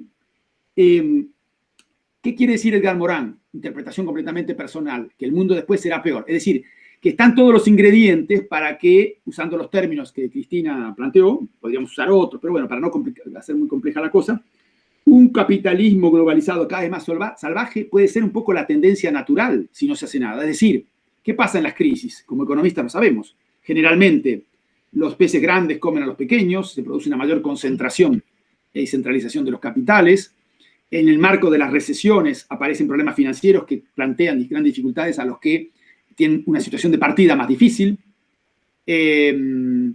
Tenemos, obviamente, desempleo, etcétera, y se generan condiciones de mayor fragilidad social que generalmente se traducen en mayor inseguridad. Es un tema que está planteado en todas partes, esto de la inseguridad creciente, de que en los socorros populares, por ejemplo, en Francia, está multiplicándose la cantidad de gente que viene a pedir comida, etcétera, a pesar de la gran red de seguridad que plantea el sistema de seguridad social en Francia. Hay mucha gente que está por fuera porque no tiene empleo estable, porque era vendedor ambulante, etcétera. En fin, ese mundo digamos, de después puede ser peor porque, digamos, la propia dinámica económico-social lleva a eso, digamos, a mayor precariedad, a mayor concentración, a mayores dificultades.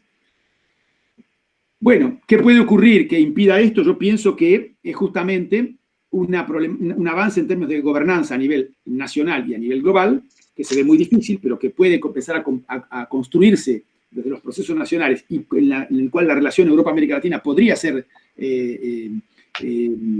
ingrediente, un componente importante, que se plantee justamente impugnar porque haya unas salidas post-crisis más sociales y verdes,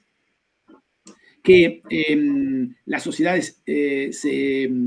alguna manera ejerzan las opiniones públicas un rol de control cada vez mayor sobre las acciones gubernamentales, sobre los efectos negativos de lo que se está generando, yo diría casi espontáneamente. Esto no parece fácil, porque las tendencias naturales son potentes, y yo soy de los que piensan que lo que conviene privilegiar quizás no es tanto en ese plano, inicialmente por lo menos, el aglutinamiento de fuerzas de la sociedad civil, actores diversos, los estados, por supuesto, para no tratar de lograr lo que queremos que pase, que no parece un poco difuso inicialmente, aunque hay líneas directrices sobre lo verde, etcétera, que ya mencionamos, y que son importantes, y que tienen cierta acogida en las sociedades, fuerte acogida en los jóvenes, que son los que van a vivir de aquí a unas cuantas décadas y que no quieren encontrarse con un planeta completamente devastado. Pero aún así, frente a la potencia de las fuerzas que podrían llevar a esa evolución negativa, más salvaje, dijimos de alguna manera, yo diría que hay que poner mucho el acento quizás en un programa inicial, que puede ser la articulación europea, América Latina y Caribe, un vector de esto, para tratar de empujar en el sentido de lograr que no pasen ciertas cosas. Es decir, qué es lo que queremos que no pase como punto importante. Por ejemplo, no queremos que se generalice la situación de precariedad. Y para ello es importante, por ejemplo, las propuestas de la CEPAL para América Latina, en este caso hablo de América Latina, de un ingreso básico, digamos, de subsistencia, que haga perennes, digamos, algunas de las medidas que se han adoptado en algunos países como ingresos, llamémosle, de urgencia o excepcionales en el peor periodo de las crisis, los ingresos familiares de emergencia, etcétera, que se han desarrollado en algunos países. Esto yo creo que es importante, pero plantea el tema de la cooperación internacional, de la cooperación financiera internacional. En América Latina es muy difícil que, habiendo una presión tributaria, es decir, relación entre los ingresos del Estado y el Producto Interno Bruto de 20 y algo %, se logre tener una gran capacidad de acción, si no es con gran endeudamiento en el corto plazo. Se puede aumentar un poco la base tributaria, pero en periodos de crisis no es fácil tampoco reunir consenso para ello. Entonces, hay un rol fundamental de la cooperación financiera internacional. Algunos han planteado en el espacio de discusión del PNUD, por ejemplo, en los que he participado, que haría falta 5 puntos del producto de financiamiento barato o de donaciones para América Latina, que se completen con algún aumento de la presión tributaria interna para afrontar esto y evitar que pasen cosas que si no van a pasar ineluctablemente, es decir, precariedad, marginalización, sector informal que se desarrolla todavía más y, por ende, inseguridad creciente y resquebrajamiento de alguna manera de la cohesión social y política, que es el gran peligro que se enfrenta, no solo en América Latina, en muchas otras partes del mundo, incluso en Europa, diría yo, porque hay una sensación de inestabilidad y de precariedad que se ha generalizado aún en las capas medias que aparentemente están preservadas frente a este fenómeno. Bueno, muchísimas gracias, Carlos. Miriam, porque vos tenés el control también del tiempo. Sí. Bueno, la verdad es que las dos preguntas que se han planteado hicieron aún profundizar más las reflexiones sobre esto, y esta última sobre todo que nos llevó bueno, a cuestiones sociales, a cuestiones ecológicas, a cuestiones de gobernanza. Me parece que abrió y cerró más la presentación. La verdad es que no tenemos preguntas en el chat. Yo iba a hacer otra en relación a las posibilidades de los cambios que podía ejercer la economía, pero Carlos, la verdad es que ya cubrió todos los frentes. Creo que lo único que me parece que estaría interesante es pensar este plan del Green Deal de Europa, en qué están pensando, si puedes expandir un poquito más, y creo que ahí cerraríamos para no ocupar más tu tiempo, que imagino que tendrás muchas otras ocupaciones. Bueno, yo creo que ahí está abierto un campo de trabajo para ver de qué modo se puede aprovechar esa propuesta europea, articularla con el relanzamiento de las dinámicas de las conferencias mundiales, las COP, en la lucha contra el cambio climático. América Latina, salvo algunos casos, incluso con la gran variedad que hay en el espectro político de la región, la excepción es sin duda Brasil, que es un problema tanto por la administración interna, soberana, pero problemática también para el mundo, de la Amazonia y demás, que es un tema muy complejo, digamos que no es tan sencillo plantear que Brasil debe compartir la gestión de esto. Pero es cierto que, tratándose del pulmón, uno de los pulmones del planeta, debe haber algún tipo de concertación internacional. Pero hay un problema allí con el actual gobierno de Brasil, pero en el resto de la región latinoamericana tiene una cosa muy proclive a promover este tipo de dinámicas. Yo creo, por ejemplo, hablando de manera totalmente personal y libre como académico, que la proximidad, por ejemplo, de Chile, entre otras cosas, a la perspectiva del posicionamiento de Estados Unidos en relación a la presidencia del BID, entre otros factores, ha tenido en cuenta esta problemática. Es decir, si el escenario de una presidencia del BID ejercida por un presidente nombrado por Estados Unidos va junto con la reelección de Trump,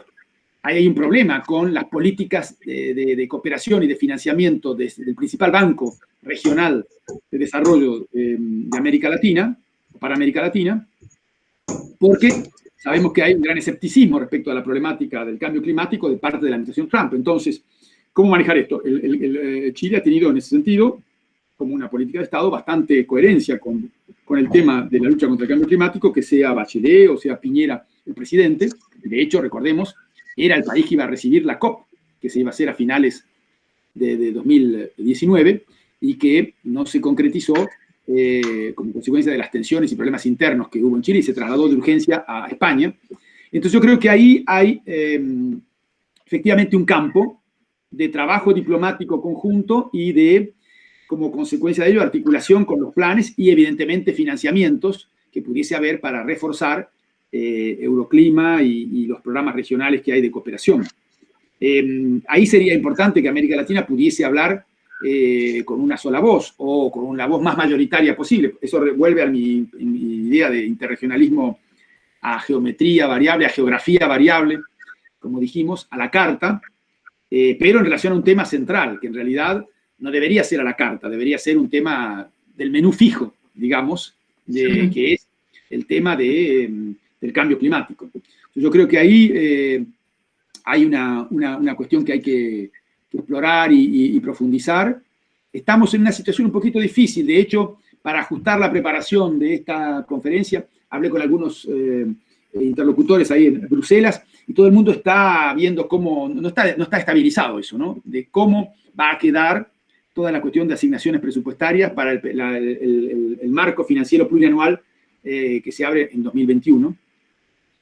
Ahí hay un trabajo que América Latina tiene que hacer también, de lobby, de presión.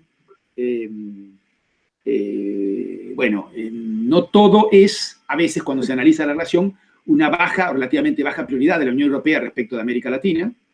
que es,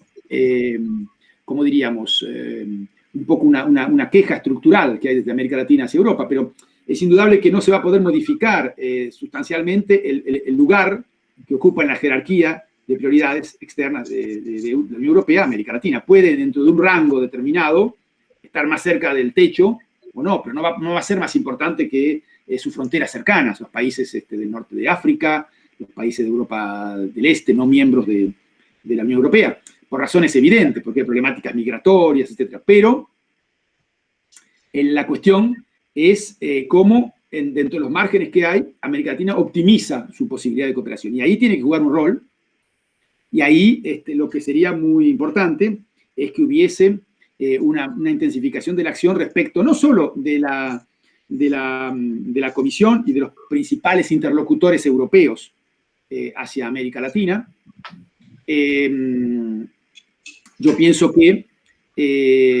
respecto del Parlamento Europeo, hay una asamblea parlamentaria euro-latinoamericana, y respecto de las instancias de la sociedad civil, los territorios, llevar adelante proyectos que planteen esto. Y quiero agregar una última cosa que tenía planteada en mi exposición, pero que dejé de lado porque vi que el tiempo corría demasiado rápido. No es que yo hablaba mucho, el tiempo corría demasiado rápido. Entonces, que el punto es que una dimensión estructural de la relación birregional es la cooperación educativa. Y la cooperación educativa para promover el espacio euro-latinoamericano y caribeño de educación superior. Y ahí, justamente, es un ingrediente fundamental, ya pensando en el mediano y largo plazo, no mañana a la mañana, pero que hay que empezar ya para hacer cosas, y hay cosas que están en marcha, evidentemente, que es concretizar avances en la construcción del espacio euro-latinoamericano y caribeño de educación superior, ciencia, tecnología e innovación, con un eje muy importante en los contenidos que tienen que ver con el cambio climático, porque es lo que estábamos hablando hace un momento, me parece fundamental. ¿Qué quiere decir eso del espacio? Porque parece, quizás los que también están familiarizados, una cosa medio etérea, digamos. No, quiere decir mayor movilidad estudiantil, birregional, mayor movilidad de profesores, de investigadores, proyectos conjuntos, másteres conjuntos, doctorados en cotutoría o cotutela, proyectos que se financien tanto por el espacio para América Latina, cofinanciados con la Unión Europea, con instancias multilaterales, que apunten en esa perspectiva. Todo eso me parece fundamental, y yo creo que hay también, en términos de geometría variable que analizamos, algunos movimientos recientes que son positivos. El FAP, el Foro Académico Permanente de Unión Europea-América Latina, sigue activo, está avanzando en su reflexión sobre cómo avanzar en estas condiciones difíciles, porque hablamos de movilidad estudiantil, profesional, y resulta ser que no tenemos movilidad. Y hay que pensar en cómo se articula esto con lo digital, pero no solo, porque si lamentablemente, pero que no, una vacuna o un tratamiento eficaz no aparece en el curso del próximo año, totalmente, pues habrá que ver cómo se convive con el coronavirus para que haya algún grado de presencialidad. Estamos usando términos aquí cada vez más bárbaros, no sé si existe eso. Aquí también se usa distancial, presencial y distancial. Tampoco, en fin, aprendemos cosas todos los días. El asunto es que un mayor grado de presencialidad, que es indispensable, porque, hay cosas que se pueden hacer así, pero quizás esta conferencia y esta reunión hubiera sido todavía más positiva y más útil si hubiésemos podido tomarnos un café antes o tomar una copa después. Y ahí se precisan cosas y demás. Entonces, ese espacio euro-latinoamericano y caribeño de educación superior, ciencia, tecnología y educación tiene un rol importante que desarrollar. Hicimos una gran etapa en Córdoba, en la tercera cumbre. Hubo seminarios posteriores, por cierto, donde ha estado nuestro amigo Conrero, nuestro querido rector Hugo Yuri, a finales del año pasado en Roma, en un seminario que fue de muy gran utilidad para seguir avanzando, pero ahora hay que barajar y dar de nuevo con la problemática de la pandemia. El FAP acaba de firmar un acuerdo con la Organización de Estados Iberoamericanos, un convenio de cooperación en Madrid, al cual participamos también otras dirigentes del FAP hace 2 días, 2 días, el lunes pasado, a distancia, para impulsar nuevos programas y proyectos en este contexto difícil. Entonces yo creo que esas son las vías por las cuales podemos tratar de avanzar. Y bueno, no quiero ser muy extenso y efectivamente tenía previsto algo dentro de 7, 8 minutos porque me habían dicho 2 horas, ¿no? Esa era más o menos la idea. Pero podría demorar, pero no quiero efectivamente ocuparlos más. En todo caso, muchas gracias por la atención dispensada. Ha sido un gran momento para mí de compartir y de intercambio con ustedes. Y yo creo que lo que podría ser de utilidad es que les envíe las 3, 4, 5 referencias más importantes que mencioné, y algunas informaciones que puedan ser agregadas al registro de este evento, para que efectivamente se puedan profundizar cosas que no tuvimos tiempo de abordar o que apenas tratamos muy superficialmente. Gracias, muchas gracias. Bueno, muy agradecido, muchas gracias. Gracias a ustedes. Muchas gracias. Bueno, y hasta pronto. Hasta pronto. Muchas gracias a todos. Muy agradecidos por la participación y la escucha activa. Entonces acá cerramos la conferencia del Dr. Kennan y vamos a